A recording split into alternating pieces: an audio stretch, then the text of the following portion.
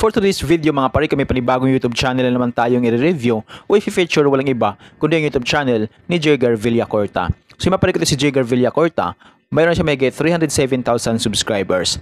Ginawa yung YouTube channel noong February 18, 2014 at may total video views na siya na umabot ng 128,315,298. Dito sa video ito mga pare ko ay ating alamin kung magkano na nga ba ang kanyang estimated YouTube sahod.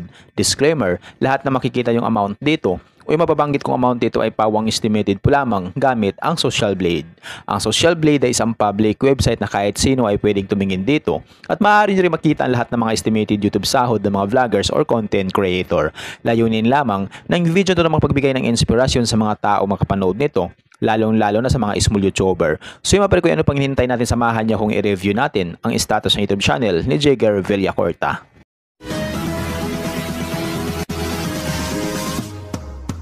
So yun mga pare ko, dito tayo ngayon sa official YouTube channel ni Jegar Villacorta dito sa Social Blade. So mayroon siyang 1,836 uploads na video at yung kanyang subscribers ay umabot na sa 307,000 subscribers. Total ang kanyang video views, nakakuha na siya ng 128,315,298. Country Philippines. Channel type entertainment. Ginawa yung YouTube channel noong February 18, 2014. Nakakuha siya ng 1,000 subscribers. Tumaas ito ng 0.0% kumpara sa nakalipas na 30 days. At dito sa kanyang video views, nakakuha siya may 958,000. Tumaas ito ng 2.1% kumpara sa nakalipas na 30 days. So yung maparikoy dito naman tayo ngayon sa YouTube stats summary ni Jegar Villacorta simula noong October 30 hanggang November 12, 2024. Dito natin makikita yung mga nadagdag niyang subscribers, video views, at yung kanya naman estimated earnings. Yung titingnan natin dito mga parikoy ay yung kanyang daily average. So sa kanyang daily average, mayroon siyang $8 at yung highest naman ay umabot sa $128.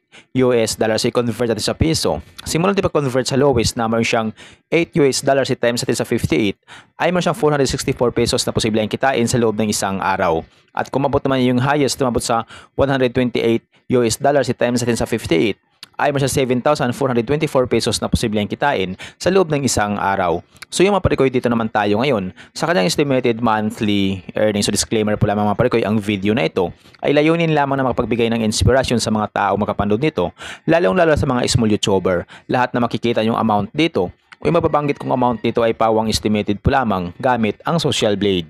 Ang Social Blade ay isang public website na kahit sino ay pwedeng tumingin dito at maaari nyo rin makita lahat ng mga estimated YouTube sahod ng mga vloggers or content creator. So yung mapare ko dito sa kanyang estimated monthly earnings ni Jegar Villacorta, mayroon siyang $240 at yung highest naman ay umabot sa $3,800. I-convert natin sa piso. Simula natin pag-convert sa lowest na mayroon siyang $240 i-times din sa 58 ay mayroon siyang 13,920 pesos na posible ang kitain sa loob ng isang buwan.